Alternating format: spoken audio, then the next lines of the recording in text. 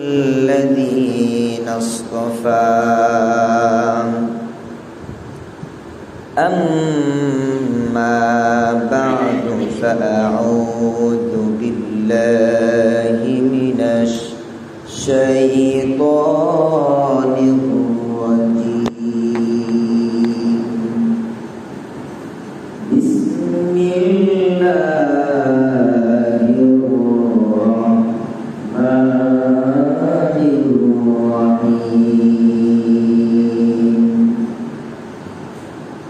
والعصر إن الإنسان لفي خسر إلا الذين آمنوا وعملوا الصالحات وتواصوا بالحق وتواصوا بالصبر وقال الله تعالى في شأن حبيبه إن الله وملائكته يصلون على النبي يا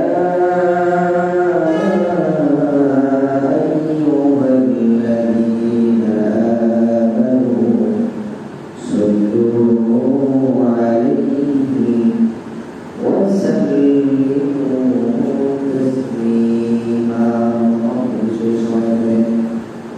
اللهم صل على سيدنا مولانا محمد وعلى آله سيدنا مولانا محمد آكر محمد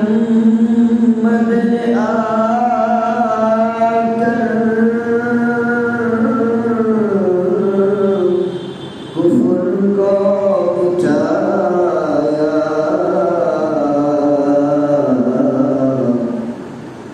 कुफ्र को मिटाकर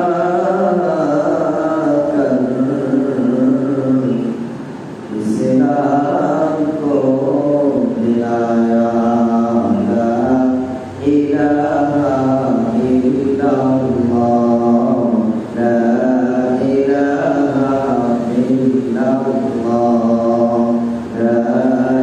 इलाहा इल्लल्लाह ला इलाहा इल्लल्लाह अल्लाहु अकबर अल्लाहु अकबर अल्लाहु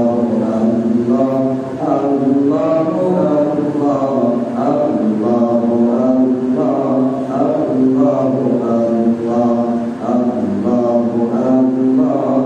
अल्लाहु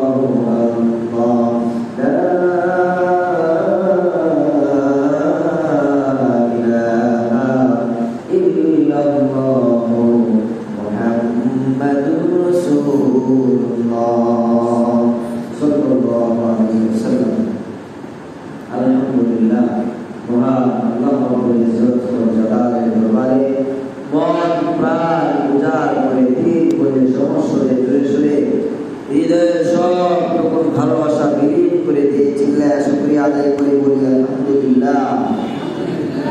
মহান আল্লাহ রব্বুল ইজ্জতুল জালাল আমাদেরকে বড় মহব্বত করে বড় ভালোবেসে বড় দয়া করে বড় মায়া করে এখন পর্যন্ত প্রতিকূল অবস্থার মধ্যে যেমন সারা বাংলাদেশের মধ্যে অধিকাংশ জেলায় বন্যার পানিতে মানুষ কাতরাচ্ছে, অনেক কষ্টে জীবন যাপন করছে, না আছে কোনো খাবার, না আছে ভালো থাকার কোনো জায়গা, মানুষ পানিবন্দী হয়ে আছে।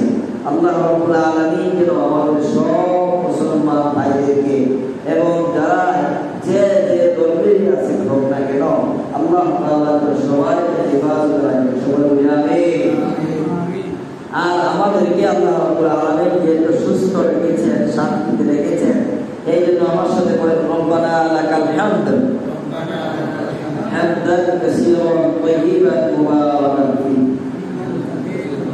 আল্লাহ রাব্বুল আলামিন আমাদেরকে বড় মায়া করেছেন, বড় দয়া করেছেন। এজন্য আমরা আল্লাহ রাব্বুল আলামিনের ঘরের মেহমান হতে পেরেছি। গত জুমায় আপনাদের সামনে আলোচনা হয়েছিল সূরাতুল আসরের সংক্ষিপ্ত অর্থ এবং কিছু প্রাথমিক আলোচনা। এই জুমাতে আমরা ইনশাআল্লাহ সূরাতুল আসরের শিক্ষা এবং বিস্তারিত তাফসীর নিয়ে আলোচনা করব ইনশাআল্লাহ। কোরআন কারীমের 114টি সূরার মধ্যে অত্যন্ত গুরুত্বপূর্ণ সূরা ছিল গত সপ্তাহে আমরা যে সূরাটা আলোচনা করেছিলাম। প্রাথমিক যে আলোচনাগুলো হয়েছিল, যদি গত সপ্তাহের আলোচনা আপনাদের মনে থাকে তাহলে অবশ্যই আপনাদের এই জিনিসটা খেয়াল আছে যে সূরাতুল আসরটা অনেক বড় সূরা, নাকি অনেক ছোট সূরা, খুবই ছোট পরিমাণে, মাত্র 3টা আয়াত। কয়টা আয়াত? খুবই পরিমাণে ছোট ছোট 3টা আয়াতের সমন্বয়ে এই ছোট একটি সূরা, যার নাম হলো সূরাতুল আসর। এই সূরার প্রাথমিক আলোচনায় আমরা এতটুকু বুঝতে পেরেছিলাম যে সূরাতুল আসরটা অনেক গুরুত্বপূর্ণ এবং দামি সূরা, যে কারণে সাহাবায়ে কেরাম যখনই তারা পরস্পরের সাথে সাক্ষাৎ হতো, যখনই একে অপরের সাথে দেখা হতো, তখনই আলাপ আলোচনা শেষ করার পরে, কুশল বিনিময় করার পরে, যখনই তারা বিদায় হইতো, পৃথক হইতো, প্রত্যেকের কাজে ফিরে যাবে, বিদায় বেলা একজন আরেকজনকে বলতো, ভাই দাঁড়ান, আউযু বিল্লাহি মিনাশ শাইতানির রাজীম, ওয়াল আসরি ইন্নাল ইনসানা লাফি খুসর ইল্লাল্লাযীনা আমানু ওয়া আমিলুস সালিহাতি ওয়া তাওয়াসাউ বিল হাক্কি ওয়া তাওয়াসাউ বিস সবর। যখন একজন সাহাবী আরেকজনকে সূরাতুল আসর শুনিয়ে দিলেন, উনি যখন পৃথক হয়ে বিদায় নিলেন, মা'আস-সালাম, সাথে সাথে ওই ভাই বলতেন, দাঁড়ান ভাই, আপনি আমাকে সূরাতুল আসর শোনায়া বিদায় বলছেন, আমাকে কেন বঞ্চিত করবেন? আপনি আবার শুনেন। উনিও পড়া শুরু করে দিত, বিসমিল্লাহির রহমানির রহিম, ওয়াল আসরি ইন্নাল ইনসানা লাফি খুসরিন ইল্লাল্লাযীনা আমানু ওয়া আমিলুস সালিহাতি ওয়া তাওয়াসাউ বিল হাক্কি ওয়া তাওয়াসাউ বিস সবর।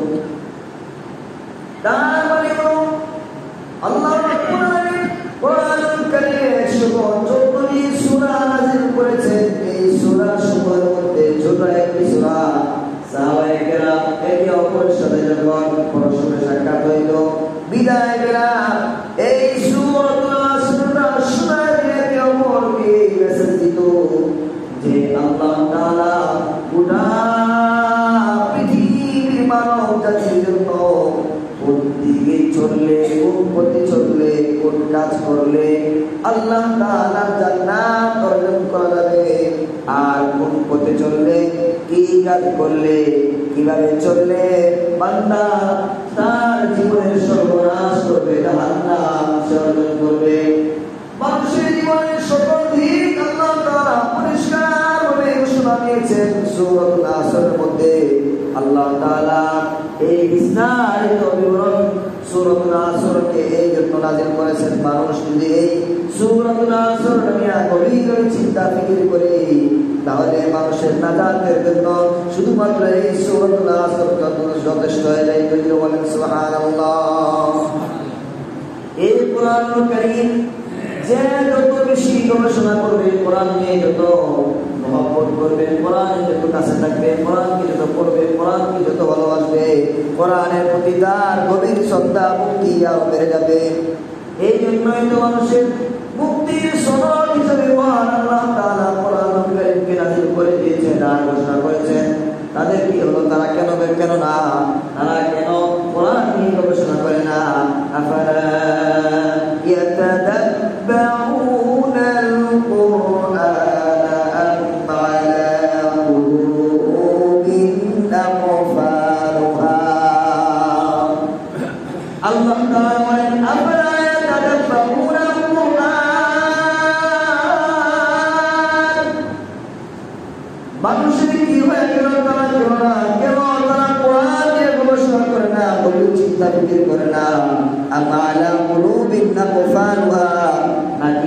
দিন সময়ে তারা পার হয়ে গেছে।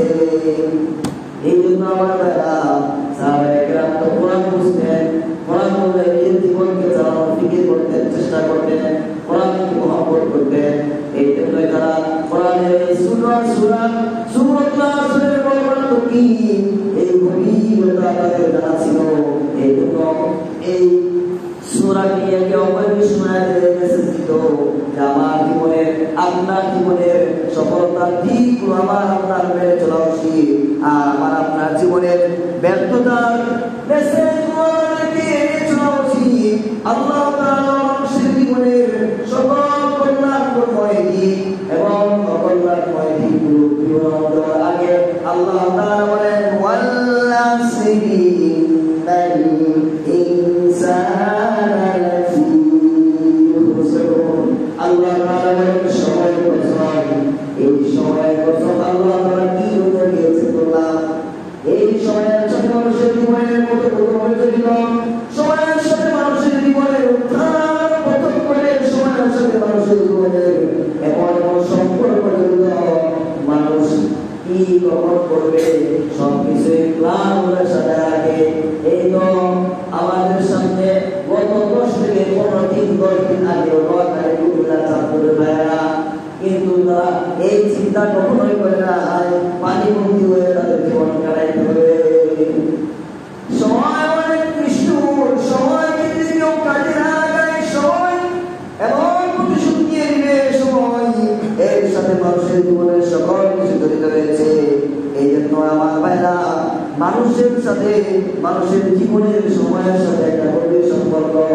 এই জন্য মানুষের জীবনের সফলতার দিক আর প্রতি দিকগুলো বিবরণ দেওয়ার আগে আল্লাহ তাআলা সময়ের কসম করে বলেন ইন্নাল ইনসানা লাফি খুসর।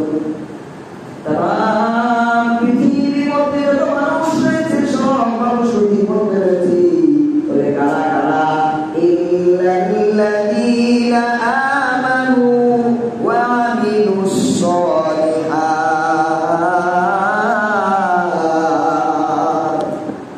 আল্লাহ বলেন তাম পৃথিবীর মধ্যে যা রয়েছে সব মানুষ জীবন রয়েছে, তবে 4 শ্রেণীর মানুষ যারা এই 4 গুণে গুণান্বিত, এই 4 শ্রেণীর মানুষ সফলতার মধ্যে রয়েছে। যারা বলেন সুবহানাল্লাহ। 1 নম্বর হলো ইল্লাল্লাযীনা আমানু, যারা ঈমান আনয়ন করেছে।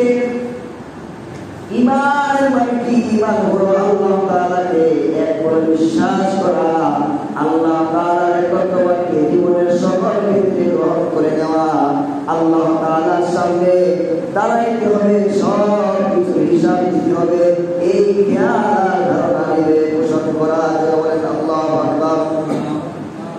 ঈমান আনয়ন করা, যারা ঈমান এনেছেন তারা প্রতিপত্তি নয়, ওই ঈমান আনার পরে শুধু বসে থাকলেই হবে না। ইল্লাল্লাযীনা আমানু ওয়া আমিলুস সালিহাত।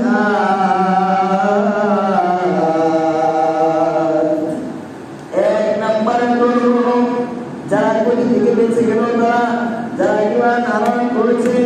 2 নম্বরে হলো যারা ঈমান আনয়ন করার পরে সৎ কাজ করেছে। 3 নম্বর হলো ওয়াতাওয়াসাউ বিল হাক্কি। 3 নম্বরে হলো ওই সকল লোকেরা যারা নিজেরা ঈমান আনয়ন করেছে, এরপরে নেক কাজ করেছে, অর্থাৎ নিজেরা বেঁচে গেল। 3 নম্বর হলো তারা যারা অপরকেও সৎ কাজের আদেশ দিয়েছে। 4 নম্বর হলো ওয়াতাওয়াসাউ বিস সাবরি, যারা অন্যকে সবর তথা ধৈর্যের উপদেশ প্রদান করেছে। এই 4 শ্রেণীর মধ্যে যারা অন্তর্ভুক্ত রয়েছে তারা তামাম পৃথিবীর মানুষদের থেকে আলাদা হয়ে গেল। কারণ আল্লাহ তাআলা বলেছেন ইল্লাল্লাযীনা আমানু ওয়া আমিলুস সালিহাত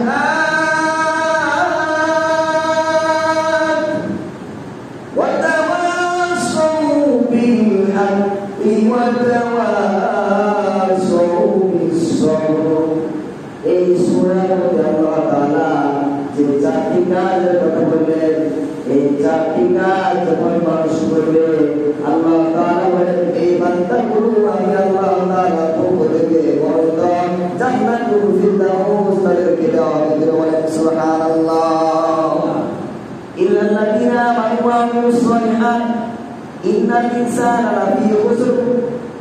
এক নাম্বার, দুই নাম্বার আয়াত হলো মানুষ ক্ষতিগ্রস্ত, সব মানুষ ক্ষতিগ্রস্ত। মানুষ ক্ষতি হওয়ার কয়েকটা দিক আপনাদের সামনে আলোচনা করি। এক নাম্বার হলো মানুষ ক্ষতিগ্রস্ত হয় কুফর করার মাধ্যমে। কিসের মাধ্যমে? বলেন আল্লাহ তাআলা আপনাকে আমাকে বড় মহব্বত করে, বড় দয়া করে, বড় মায়া করে, বড় আদর করে বানাইলেন। আল্লাহ তাআলা এত আদর করে, এত মহব্বত করে, এত ভালোবাসা দিয়ে আল্লাহ তাআলা বানাইলেন। আল্লাহ বলেন সব কিছু আমি আল্লাহ সহ্য করি, কিন্তু আমার সাথে কুফরি করা, আমার সাথে শিরক করলে আমি আল্লাহ তাআলা এটা কখনোই সহ্য করি না। শুধু কি আল্লাহর ক্ষেত্রে, দুনিয়ার ক্ষেত্রে তাকায় রেখে যদি আপনার কোন সম্পদে কেউ এসে ভাগ বসায় দেয়, অংশীদারিত্ব দাবি করে, আপনার কেমন কষ্ট লাগে, আপনাকে আপনি ফুলে ফেটে যান। আল্লাহ তাআলা বলেন দুনিয়ার মধ্যে বান্দা যত গুনাহ করবে, তওবা করবে, আমি আল্লাহ তাআলা মাফ করে দিই। তবে যারা শিরক করে, আমি শিরকের গুনাহ কখনো মাফ করি না। শিরক যারা করে তাদের তো ঈমানে নেই। শিরক করলে ঈমান থাকে? যার ঈমান নাই তার কিসের আবার তওবা? ঈমান আনার পরে গুনাহ হলে তওবা করে। আমার ভাইরা বলছিলাম আল্লাহ তাআলা বলেন মানুষ ক্ষতিগ্রস্ত হওয়ার কয়েকটা দিক রয়েছে। এক নম্বরের দিক হলো কাফের হওয়ার মাধ্যমে, আল্লাহর সাথে শিরক করার মাধ্যমে। কোরআন বলে সূরা জুমারের ৬৫ নম্বর আয়াতে কোরআন বলে ওয়ালাকাদ উহিয়া ইলাইকা ওয়া ইলাল্লাযীনা মিন ক্বাবলিক লাইন আশরাকতা লায়াহবাতান্না আমালুকা ওয়া লাতাকুনান্না মিনাল খাসিরিন। কোরআন বলে সূরা জুমারে কোরআন বলতেছে ওয়ালাকাদ উহিয়া ইলাইকা ওয়া ইলাল্লাযীনা মিন ক্বাবলিক, হে নবী আমি আপনার উপরে ওহী নাযিল করেছি, যেমন ভাবে আপনার পূর্বে যারা ছিল তাদের উপরে নাযিল করেছি। এরপরে কি বলতেছে লাইন আশরাকতা ওয়াহিদা কি ওয়াহিদা লাইন আশরাকতা, যদি কেউ শিরক করে, শরীক করে, কুফরি করে, লা ইয়াহবাতান্না আমালুকা, আমি আল্লাহ তাআলা তার যত আমল আছে সবগুলো ধ্বংস করে দেই, কোনো কাজে আসবে না। এই জন্যই তো যারা কাফের মুশরিক মাঝে মধ্যে বন্যার মধ্যে তারাও কাঁদবে কিনা বলেন, রমজান মাসে তারাও ইফতারি বিতরণ করে কিনা বলেন, মুসাফির খানা তারাও বানায় কিনা বলেন। তবে যারা কুফরি করেছে, শিরক করেছে, আল্লাহর সাথে যারা শরীক করেছে, তাদের এই নেক আমলের মাধ্যমে কোনো ফায়দা হবে না। দুনিয়ার ক্ষণস্থায়ী দুনিয়ায় কিছু ফায়দা তারা পায়, আখিরাতে তাদের জন্য কোনো কল্যাণ এই সমস্ত কাজের মাধ্যমে বয়ে আসবে না। লাইন আশরাকতা লায়াহবাতান্না আমালুকা ওয়া লাতাকুনান্না মিনাল খাসিরিন, যদি কেউ কুফরি করে তাদের আমলগুলো আমি আল্লাহ তাআলা ধ্বংস করে দেই। লায়াহবাতান্না আমালুকা, তাদের আমলগুলো আমি আল্লাহ তাআলা শেষ করে দেই। ওয়া লাতাকুনান্না মিনাল খাসিরিন, বরং তারা কি হয় ক্ষতিগ্রস্তের মধ্যে পতিত হবে। তার মানে মানুষ ক্ষতিগ্রস্ত হওয়ার আল্লাহ বললেন তাম পৃথিবীর মানুষ ক্ষতিগ্রস্তের মধ্যে আছে, ৪ শ্রেণীর মানুষ ব্যতীত। তবে মানুষ ক্ষতিগ্রস্ত হওয়ার এক নাম্বার দিক বললাম, কিসের মাধ্যমে মানুষ নিজের ক্ষতি করে? বলেন বুঝে থাকবে, কুফরি করার মাধ্যমে। কিসের মাধ্যমে? কুফরি করার মাধ্যমে মানুষ নিজের ক্ষতিটা দেখে আনে। ২ নাম্বার মানুষ নিজের ক্ষতি কিভাবে দেখে আনে? ১ নাম্বার হলো কুফরি করার মাধ্যমে, ২ নাম্বার হলো ঈমান এনেছে সৎ কাজ কম হওয়ার মাধ্যমে। বলেন না কেন? হাসরের ময়দানে কোরআন বলে ঈমান এনেছে, তবে ওয়ামান খাফফাত মাওয়াজিনুহু ফাউলাইক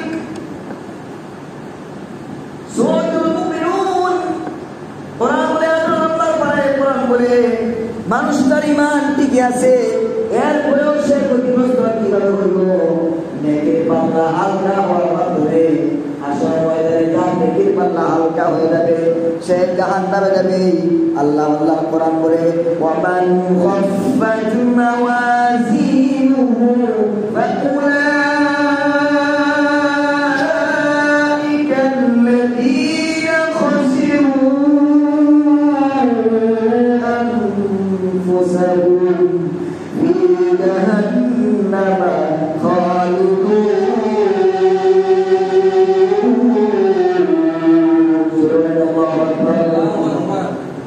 মানুষ ক্ষতিগ্রস্ত হওয়ার 2 নম্বর মাধ্যম হলো লোকটা ইমান টিকি আরাম করেছে, তারপরে ইমান এনেছে, ইমান আনার পরে সৎ কাজ ঠিক করে করে নাই, আমাদের সয়দা করে নাই, নামাজ পড়ে নাই, রোজা রাখে নাই, তার ইমানের পাল্লাটা হালকা হয়ে যাওয়ার কারণে কোরআন বলে এই মানুষটা ক্ষতিগ্রস্ত।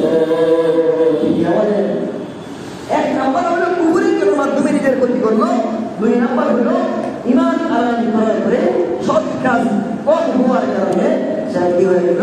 ক্ষতিগ্রস্ত হয়ে গেল। 3 নম্বর হলো মানুষটা ইমান আনয়ন করেছে, তবে তার ধৈর্য নাই, কি নাই? ধৈর্য নাই। আল্লাহ তাআলা মাঝে মধ্যে বিপদ মুসিবত দিয়া পরীক্ষা করে কিনা বলেন? মাঝে মধ্যে বিপদ মুসিবত দেয়, মাঝে মধ্যে আল্লাহ তাআলা অর্থ সম্পদ কেড়ে নেওয়ার মাধ্যমে পরীক্ষা করে, মাঝে মধ্যে আল্লাহ তাআলা সন্তান কেড়ে নেওয়ার মাধ্যমে পরীক্ষা করে। তাকায় দেখেন বর্তমান পরিস্থিতি, নিজের সন্তান কল্যাণ করার সন্তানকে মানুষ বাঁচানোর জন্য নিজে মৃত্যুবরণ করে সন্তানকে বাড়ির উপরে হাত উঠায় কিনে বলেন, এ আপনার সন্তানকে আমার মধ্যে আপনারা নিজের কাছে উঠায় নিয়ে পরীক্ষা করে কিনে বলেন। এই জন্য যত বিপদ আবার মুসিবত আসুক না কেন, আল্লাহ তাআলার পক্ষ থেকে সব আসে। ওই বান্দা যখনই তার উপরে মুসিবত আসে, বিপদ আসে, সে পরে কি বলেন না বলেন না, পরে কি ইন্না লিল্লাহি ওয়া ইন্না ইলাইহি রাজিউন। ওই বান্দার উপরে বিপদ আসছে, আল্লাহর উপরে খুশি হয়, আল্লাহ তুমি যা করছো ভালো করছো, আবার কোন পুরস্কার আসছে সে বলে আলহামদুলিল্লাহ, আল্লাহ তুমি যা করছো ভালোর জন্য করছো, ঠিক কিনা বলেন? তবে কিছু মানুষ হচ্ছে অধৈর্য হয়ে যায়, কিছু মানুষ হচ্ছে অধৈর্য হয়ে যায়, তারা ধৈর্য হারা বলে। কোরআন বলে, ওয়ামিনান নাসি মান ইয়াবুদুল্লাহ আলা হারফ ফাইন আসাবাহু খায়রুন ইতমাআন্না বিহি ওয়া ইন আসাবাতহু ফিতনাতুন ইনqalaba আলা خسر الدنيا والآخرة ذلك هو الخسران المبين.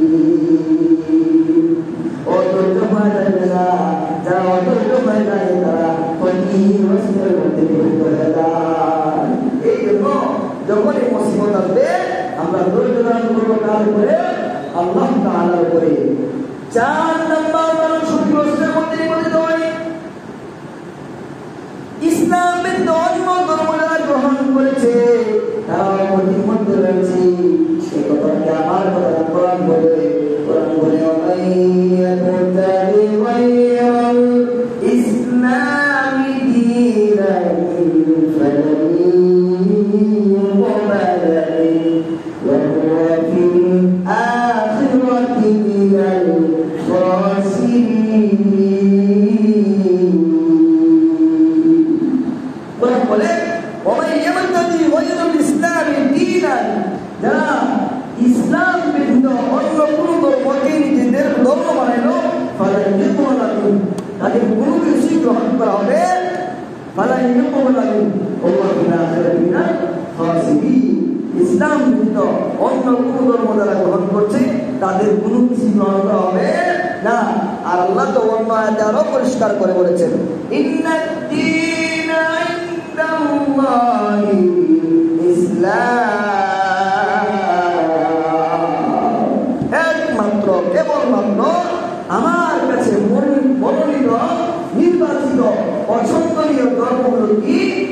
লিনসান। এই জন্য মানুষ ক্ষতির মধ্যে পড়ে চারটা মাধ্যমে, কয়টা মাধ্যমে বলেন না, কয়টা মাধ্যমে? একটা হলো কুফরি করার মাধ্যমে। একটা কি? মুখস্থ করেন না। জুমার আলোচনাগুলো যদি আমরা অন্তত না নিতে পারি তাহলে ওয়াজ মাহফিলটা এখন ব্যবসার মতো হয়ে গেছে, একটা পিকনিক আর পার্টির মতো হয়ে গেছে। যে আমাদের এখানে ভালো গানু মানুষ বেশি হইতে দিব, কানেকশন করা হইতে দিব। আল্লাহ আমাদেরকে ভালো করে দেয়, সকলে বলি আমিন। জুমার মধ্যে যদি আছে কিছু এই নিয়ে আলোচনা আমরা না নিতে পারি তাহলে কোথায় কিনে নিব? আর বক্তারাও নিয়ম করে অনেকে আসে যে জমাইতে হবে, শ্রোতারা কর্তৃপক্ষ বলে যে হুজুর জমাইবেন, গরম করবেন না, এটা কিন্তু হইব না। গরম না করতে হলে না জমাইতে পারলে হাতি কি করে গেলে কি হয়ে যায়, ক্ষয় হয়ে যায়। যাই ওদিকে না গিয়া এক নাম্বার মানুষ ক্ষতি হওয়ার এক নাম্বার মাধ্যম হলো কুফরি করার মাধ্যমে। এক নাম্বার কি বললাম? কুফরির মাধ্যমে মানুষ নিজেদের ক্ষতি করে। দুই নাম্বার কি বললাম? যে নেক আমল কম হওয়ার মাধ্যমে নিজেদের ক্ষতি করে। তিন নাম্বার হলো অধৈর্য হয়, মানে ধৈর্য না থাকার কারণে। চার নাম্বার হলো ইসলাম ব্যতীত অন্য কোনো ধর্ম যারা গ্রহণ করলো তারাও ক্ষতির মধ্যে নিবৃত্ত হয়ে গেল। এই চারটা বিষয় আল্লাহ তাআলা বলেছেন ইন্নাল ইনসান লাফি খুসর। তাম পৃথিবীর মানুষ, শুধু মুসলমান না, যত ধর্মের মানুষ আছে সব মানুষ ক্ষতির মধ্যে রয়েছে। তবে চার শ্রেণীর মানুষ ব্যতীত।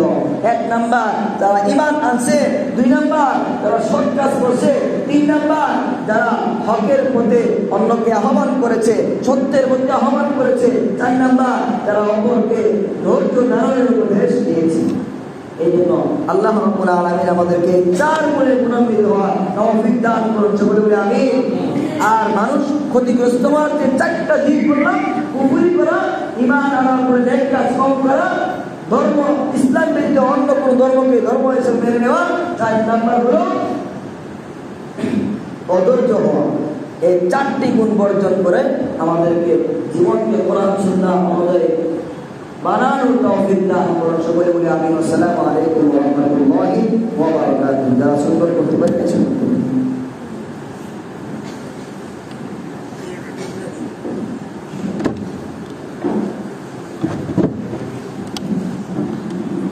বেশ।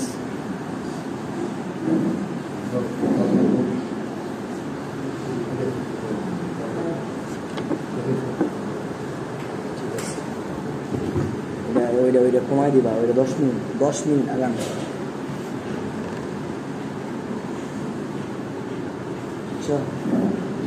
আগাই দিবা। হ্যাঁ, নাহলে কাজ লাগে, আলোচনা করতে গেলে বুঝতে যাবে।